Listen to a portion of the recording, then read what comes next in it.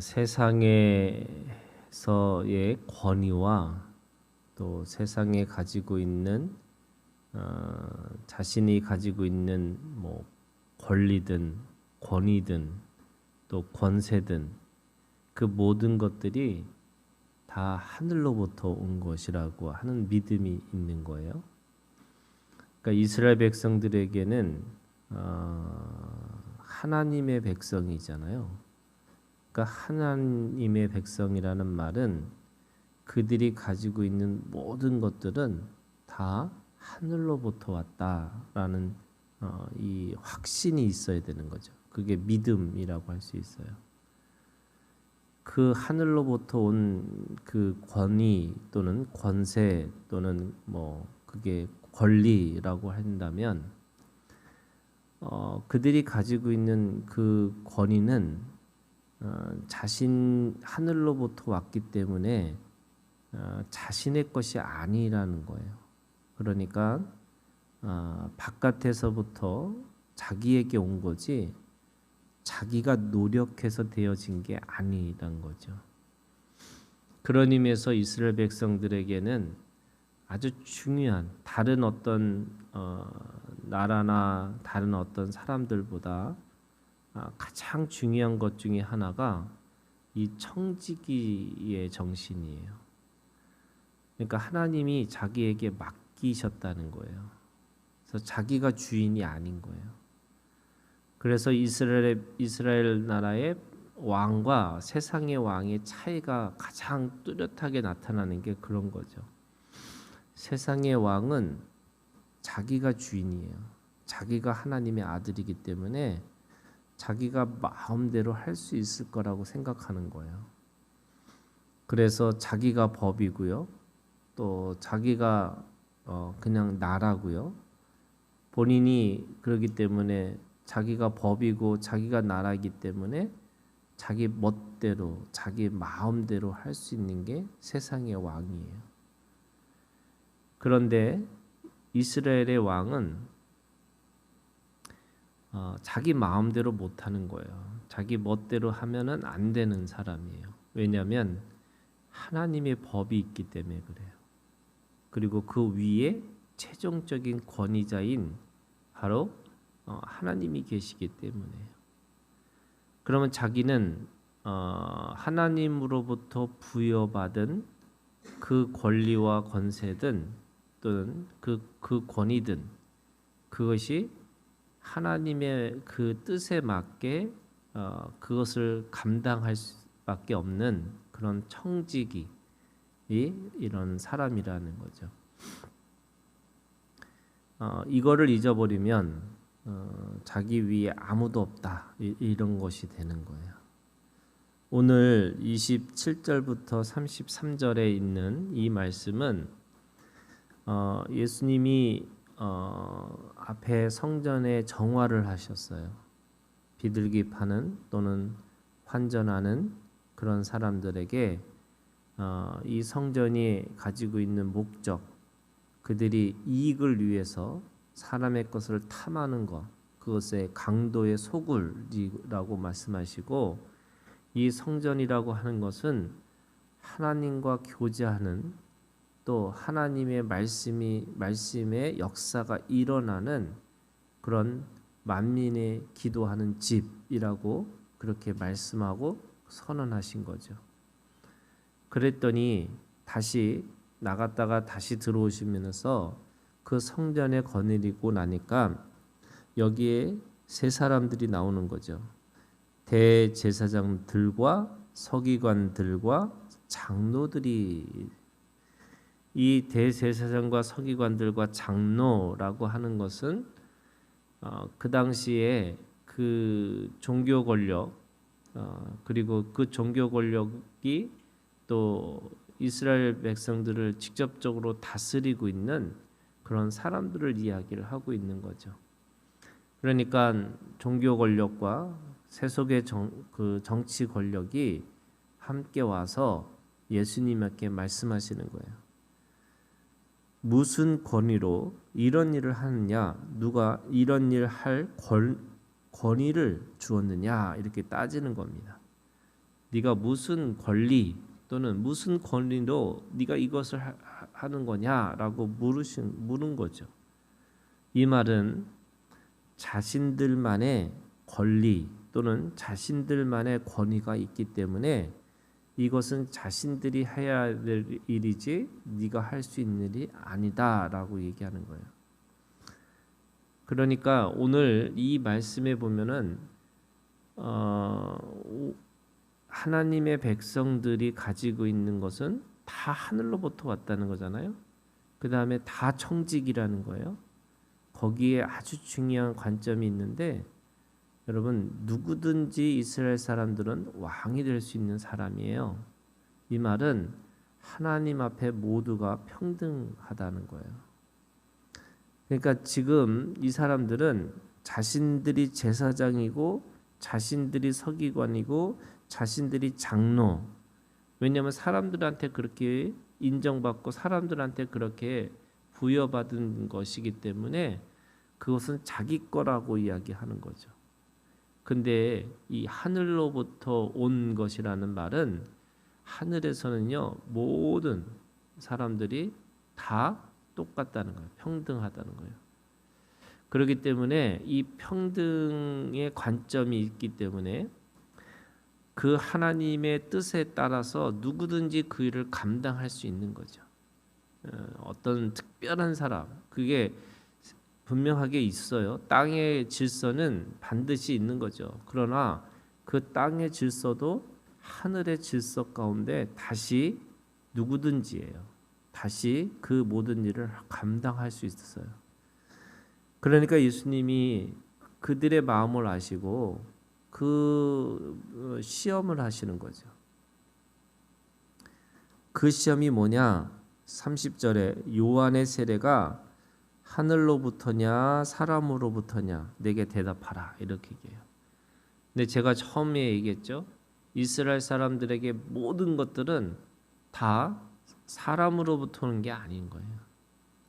그게 하나님의 주권적 신앙인 거예요. 하나님의 주권적 신앙이라는 거는 여러분 우연이 없는 거죠. 모든 게 다 필연이에요.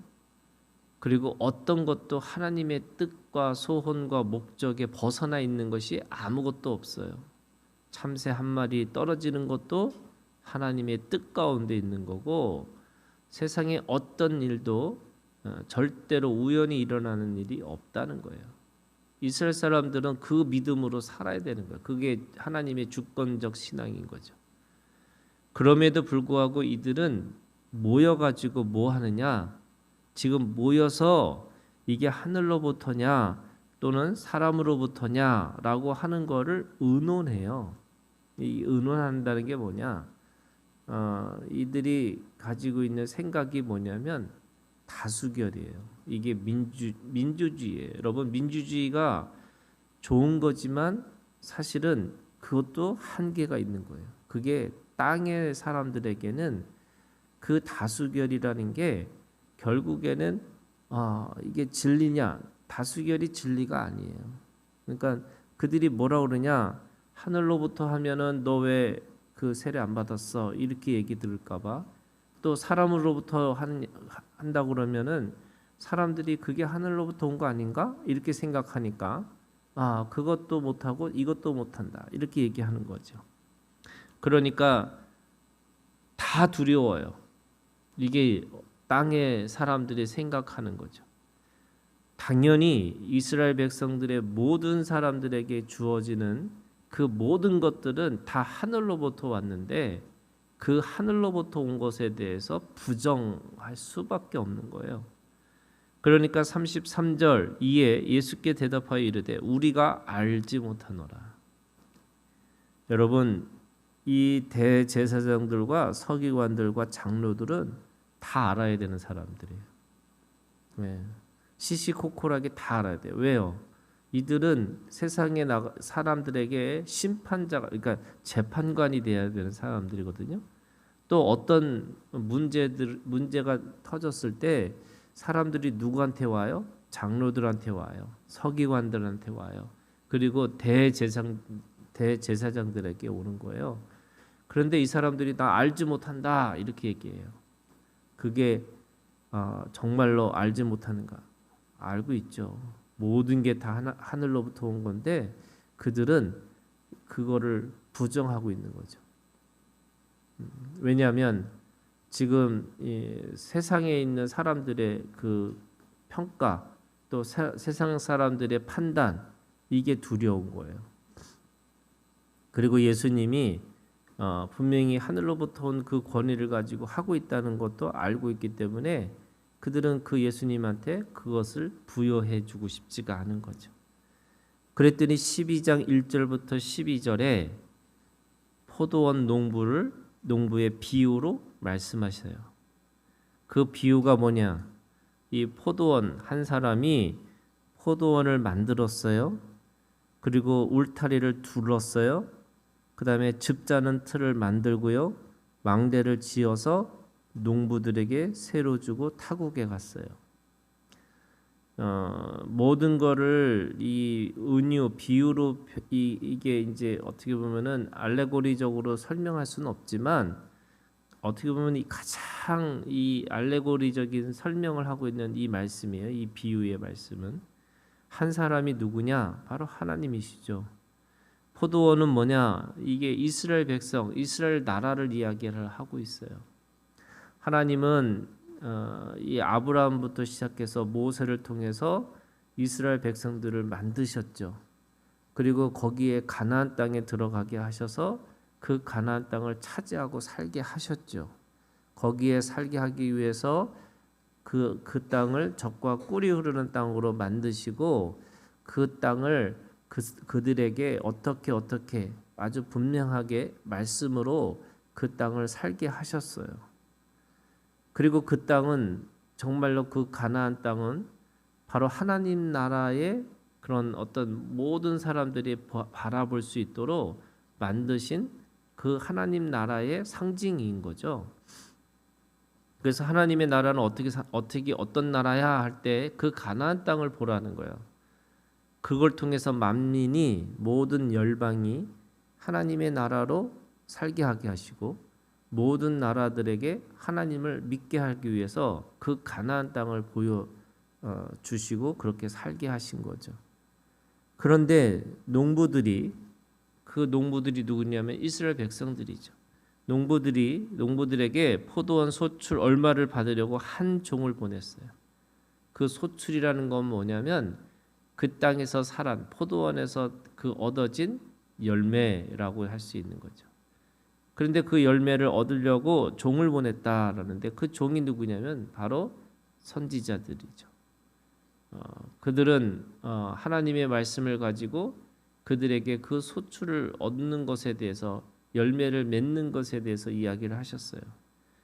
그런데 그들은 잡아 심히 때리고 거저 보냈어요. 오히려 그 종을 핍박하고 또 죽이고 또 그들이 그 종들에게 아무것도 보내지 않았다라고 얘기하는 거예요. 하나님은 그 백성들하고 언약을 맺으시고 그 언약대로 살기를 원하셨는데 그들은 그 말씀을 지키지 않았다는 거예요. 그래서 때리고 죽이고 그러다 보니까 이제 그 한 사람이 어떻게 했냐? 사랑하는 아들을 보내셨다 이렇게 얘기해요. 최후로 이를 보내며 이르되 내 아들은 존대하리라 이렇게 얘기해요. 아들을 보내면 존대할 수밖에 없을 것이다 이렇게 얘기하는데 이 말은 무슨 말이냐면요. 그들에게 선지자의 말씀을 가지고 믿으라고 그랬더니 안 믿으니까 할 수 없이 하나님의 아들을 보내시는데 그 아들을 보내면 그 하나님의 말씀 가운데서 정확한 말씀이고 아주 분명한 말씀이니까 그들이 당연하게 그걸 믿을 거라 이렇게 어떻게 보면 대우하고 있는 거죠. 여전히 이 농부는 이 포도원의 주인은 여전히 그들을 신뢰하고 있어요. 여전히 그들을 믿고 있어요. 왜? 하나님의 그 신뢰는 그들이 가지고 있는 그 언약 가운데 있기 때문에 그를 믿어주고 또 믿어주고 또 믿어주려고 노력하는 거예요. 그래서 이게 사실은 사랑인 거죠. 그랬더니 이제 마지막에 7절에 그 농부들이 서로 말하되 이는 상속자니 자 죽이자. 그러면 그 유산이 우리 것이 되리라. 지금 이게 적반하장이죠. 자신의 것도 아닌데 이제 자신의 것으로 만들겠다. 이거예요. 이스라엘 백성들이 세상의 백성들이 되겠다는 거고 이스라엘 백성들의 왕이 이제는 세상의 왕처럼 자기 것, 자기 소유로 만들겠다고 결심한다는 거예요. 그랬더니 잡아 죽여 포도원 밖에 내던졌어요. 그랬더니 포도원 주인이 어떻게 하겠느냐? 와서 그 농부들을 진멸. 이게 살아있는 모든 것들을 다 죽이는 거예요. 또 포도원을 다른 사람들에게 주리라. 이게 누구한테 주는 거예요? 그러니까 믿음의 이스라엘 백성들이 믿질 않으니까 이제는 이방인들을 들어서 이제 이방인들에게 그 모든 권리를 주시겠다 이거잖아요. 그러니까 이 로마서에 있는 말씀도 그렇고 또 나중에 사도행전의 역사도 그렇고 이스라엘 백성들 육적인 이스라엘이 이제는 영적인 이스라엘, 이제 혈과 육이라고 하는 이것에 사람들이 이스라엘 백성들이 그 혈적이고 육적인 그런 이스라엘 사람들을 들어서 쓰시는 게 아니라 하나님은 영적인 이스라엘 이방인들을 들어서 하나님 앞에 하나님의 나라를 세워나가기를 원하시는 거죠. 그래서 10절 건축자들이 버린 돌이 모퉁이의 머릿돌이 되었나니 이것은 주로 말미암아 된 것이요 우리의 눈에 놀랍도다. 누군가에게 버린 돌이 그것이 가장 건물을 세우는 모퉁이의 머릿돌이 됐다 이렇게 말씀하세요. 그랬더니 그들이 예수의 이 비유가 자기들을 가리켜 말씀하시는 줄 알고 찾고자 하되 무리를 두려워하여 예수를 두고 가니라. 여러분 세상에 가지고 있는 모든 권위는 하늘로부터 온 것이고 그 하늘의 권위를 가지고 있는 이제 이방인 우리가 이제 영적인 이스라엘 사람인 우리가 이제는 그 권위를 가지고 하나님의 뜻을 따라서 우리에게 맡겨진 그 포도원의 소출을 얻어내고 그 소출을 통해서 이제 하나님 아버지께 돌려드리는 그 일을 감당해야 된다는 거예요.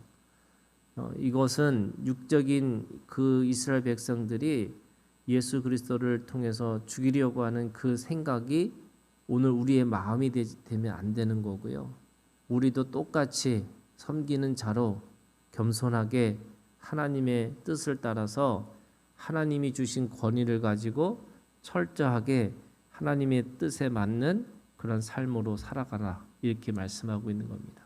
오늘도 주님이 주신 권위를 가지고요. 늘 하나님 앞에서 온전히 이루고 살아가는 우리가 되기를 주님의 이름으로 축원합니다.